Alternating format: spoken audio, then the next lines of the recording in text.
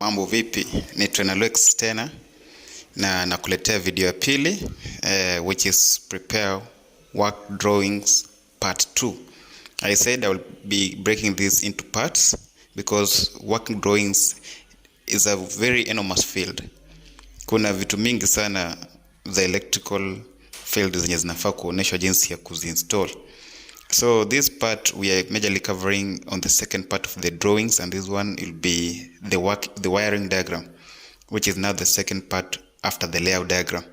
I've even shown a little bit of schematic diagram, but this will be covered in the near future when I'll be talking of line diagram and schematic diagram. That will be probably when I'm dealing with the installation of machine. Just near future. That will be maybe part 3 or part 4 going forward. Because after these drawings, I have to go ahead to preparing ration of materials, and then we'll start doing actual installation right away. I'll be showing you how to install sockets, how to install instant shower, how to install each and every board on board and also in the houses. So stay put. So before we proceed, please subscribe if you are new to this channel. If you're already a fan, please like this video. Comment below how you feel about it, what you need me to cover in the next part of preparation of working drawings, as well as share with your colleagues. And then let's get started. So I've started by preparing the table of wiring symbols against the layout symbols. In the previous video, the part 1, if you have not checked, please check out for part 1, preparation of working drawings part 1. I had shown you on how on this layout symbols and what they mean with a brief description, but today here I'm just giving you exactly how they should be. When I say wiring diagram simple, it means how the terminal are arranged for each component or for each accessory and everything that we're going to say. So here I've just prepared a little bit for the switches, socket. It doesn't cover all, but in the wiring diagram figures below, you'll even realize that there are more symbols even involved that are not here in this table. So stay put and let's get ahead. So the first symbol is the one I stated as one-way, one-gang switch, and so the wiring symbol is usually we use 2 circles for the terminal and a stroke. The stroke implies where the switch is at. So when I flip the pole, let's say is a pole switch. If I flip the pole, then the stroke closes to line 1, from common to line 1. Then that allows current flow through the circuit. That's what a switch does. So for one way, 2 gang, it has 4 terminals, 2 commons and 2 live ones. Don't confuse. This is not as a 2-way switch. So you'll see it allows you to control 2 circuits, but from the same position. And then the same applies for 1-way, 3 gang. We have 3 circuits there, meaning we can control with the 6 terminals, 2 terminals for each circuit. For the same applies for 4 gang, and that goes. So for 2-way, it has 3 terminals. So a 2-way 1 gang switch has 3 terminals. The common terminal where the live from the switch or the live to the load, let's say to the lamp, to the fluorescent fitting emanates from. So this is the common one. And then we have 2 other terminals for live 1 and live 2. Remember, this switch works in pair. When you're using 2-way, to work it effectively, because you'll be controlling a lamp from 2 different positions, it has to work in pair. So this pair of line 1 and line 2 will be just equivalent, and the wire will emanate from live 1 to live 1 of the other pair, live 2 to live 2 of another pair. But the common from the other pair will go to the lamp, and the common of this first switch will come from the supply, in that case, if it's the consumer unit or wherever. The same applies for 2-way, 2 gang. It has now 6 terminals, 2 common and 2 live 1 and 2 live 2 terminals as well. So what we usually do is we bring 1 live from the supply, we loop the 2 commons, and the second common is also energized. But it means you can control the second circuit independently, but from the same switch position with another. So this switch can incorporate other two-way one-gang switches in that case. You can still use it. We use this to reduce the number of switches. Assume you want to control the security lamp from the front door and also the back door, maybe in the exit, maybe toward the kitchen. This is the switch that we recommend. Instead of having two for the one switch for the lamps in the lounge and maybe in the porch, and another switch for the security, having two switches in the same position, you just buy one switch but with the two gangs. One controls the security, the other one controls the lamps inside. Then the intermediate, the one that I said, it comes between the two-way switches. If you want to have many control position, this is how it looks like. That's the one with the four crosses. So you can see the 4 terminals with X, or the other one just without X. This is how it means. So the live 1 and live 2 of the switches just takes position 1, and another switch takes the other side. So if there's half left for another switch, another half left for the other switch. That's how it is. As for fluorescent, you can see the image is very clear. You can see something like a triangle in between. That one indicates the tube, the one with the filament at the end, and then you see the conductors emanating and then going up to leaving to something two strokes on the upside. On the upper side, that is the stator, or not the stator, but we call the rheostat. We call it in normal language starter, but that's a rheostat. Then below, you see other going with the icon like a coil, like that one is the inductor. So the inductor. Then we have wires now leaving and going nowhere. So the one that goes to the inductor, that one goes to the terminal for the live. The other one that just goes to the rectangle, that one is the neutral. And usually the earth is connected to the metallic part of this fluorescent lamp, or ultimately on the choke, that is the inductor. On the other side, you will see on the top we have an icon of a single socket which is unswitched. This is how it is. The second one for the single socket but switched, you'll see it has 3 terminals. The one on top is earth, on your left is neutral, and on your right is live, or the face terminal. But the triangle that is left bearing is supposed to be shaded, so that one indicates the switch. And then we have our push button switch. Usually there are 2 kinds. So we have the normally open, the one you see the T is on top or sometimes is on the bottom, with the 2 zeros, the terminals indicating the terminals where the cables will be terminated, or the wire will be terminated, being paired. So in this case, this one denotes the normally open denotes a start switch. A start switch. When you press it, it connects the 2 contacts together, so current can flow. That's what a start switch does. So in most cases we have this. Even the bell push button is of this nature. Then the other one, you'll find that the T is just the way it is, but the 2 circles are on the T, they're on it, and the zero should be closed. There should not be gap between the stroke and the circles. So that one is a normally closed push button. What happens that when I press on it, I open the circuit, I open the contact, making the current not to go to the second terminal. That's what it means. As for the normal lamp, this is the icon we usually use. We use for engineers, you understand the icon in between. It's the ohm symbol with a circle around it, and then the dotted, those should be the circles for terminals. Then the energy meter I've drawn there, you will see with the 4 terminals. In others even go, I think that's for single phase. Then for cutout, usually it's just a box. Remember, this one was missing in the first table of the one that had layout simple, but here I've included it. So usually it has two, the one for the fuse and the one for the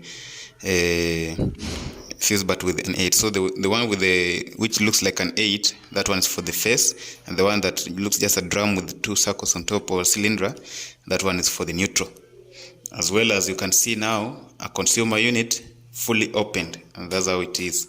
That's how it looks. You see we have the 2 bag with the zeros inside and another on the other side. So the one that is along, I've given a conductor emanating it with color green, that one's for earth. The other one that you see with the stroke black coming from it but is not complete, that one's the neutral bar. And then we have our 8 drums where you can see those for the live or the face as well.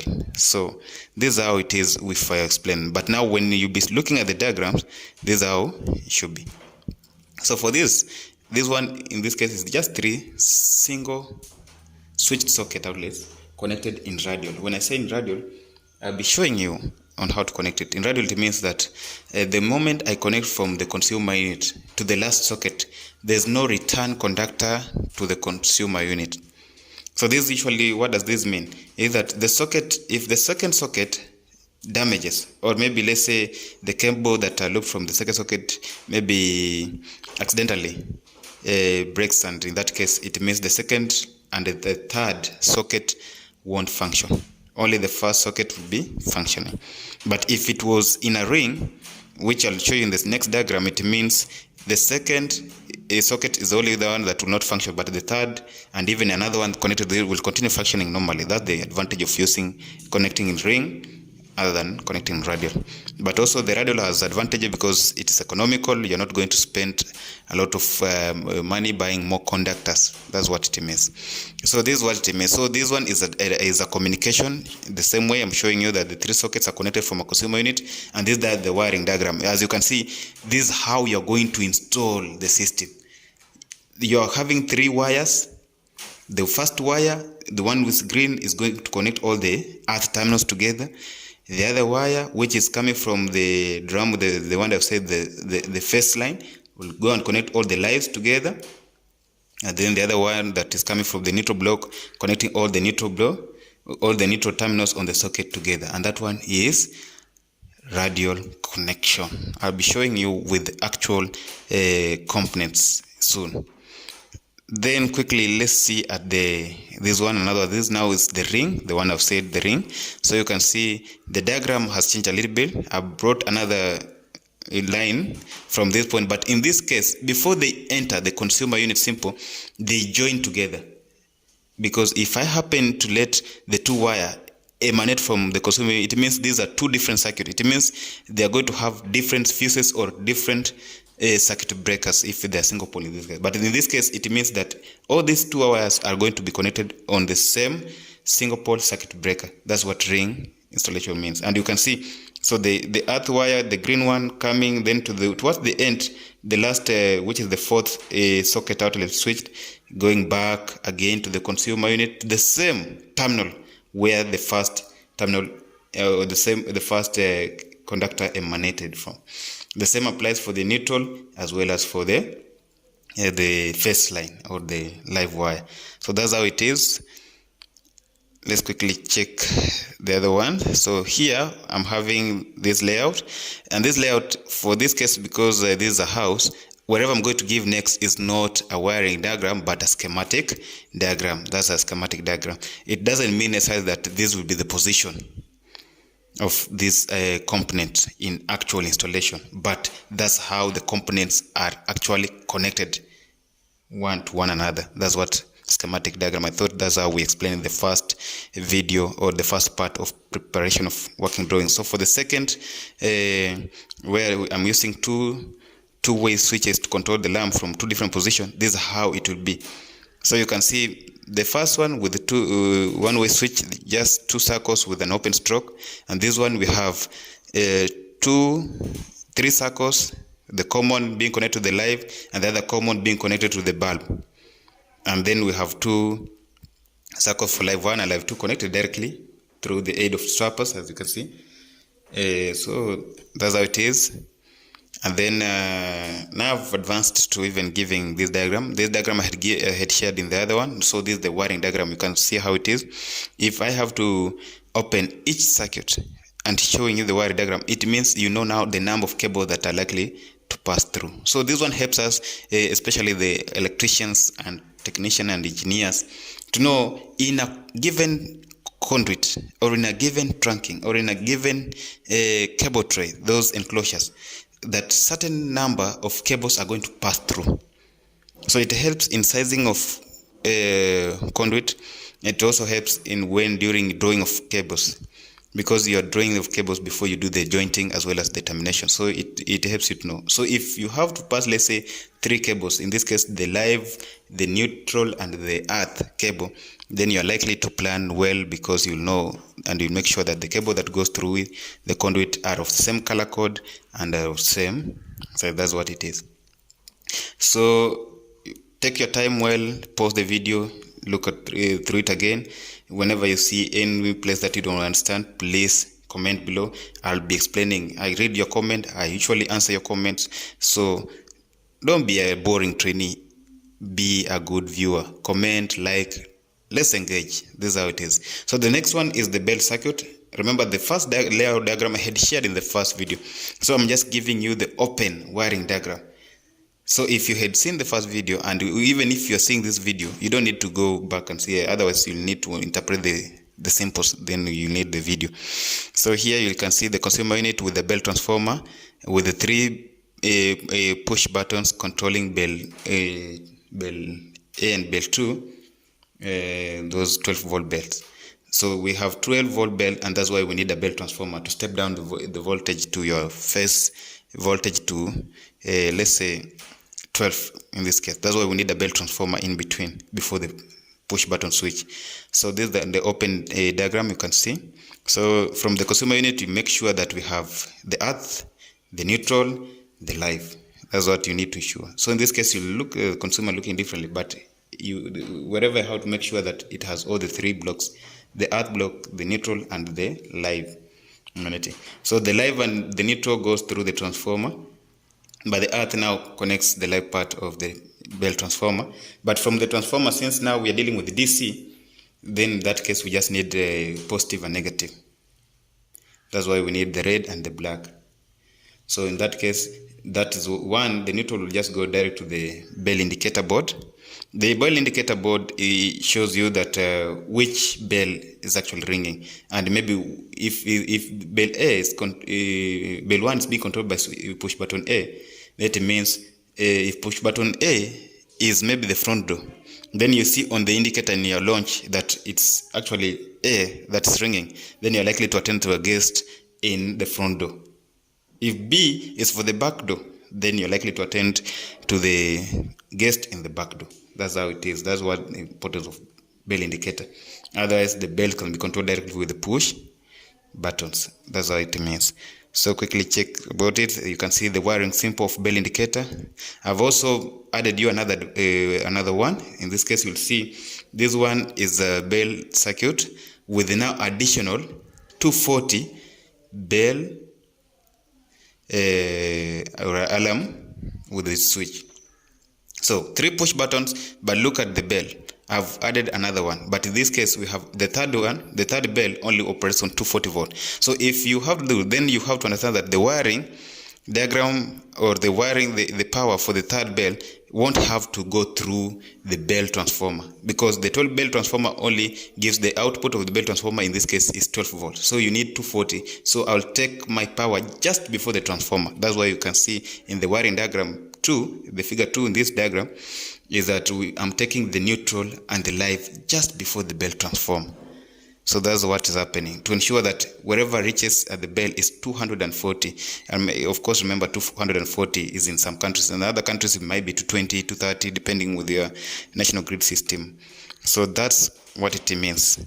So thank you for your time. That was all about part 2. You are watching the different wiring diagrams for the layout diagrams that I had shared before. So remember, I'll keep on sharing more on the diagrams. Remember, this is the language we can only understand. The moment you understand the the working drawings in electrical field, you can do any installation. Because you have to understand, this is how we as trainers, we don't do actually practical with we just tell them what to do, then we give them the components and they go ahead and install with the knowledge of the wiring diagram, because this is the only way I can tell you what to do. So I hope this was interesting to you, and I hope to see you in our next video. Please check for the next and always stay put. Thank you. Mambo vipi? Ni Trainer Lex.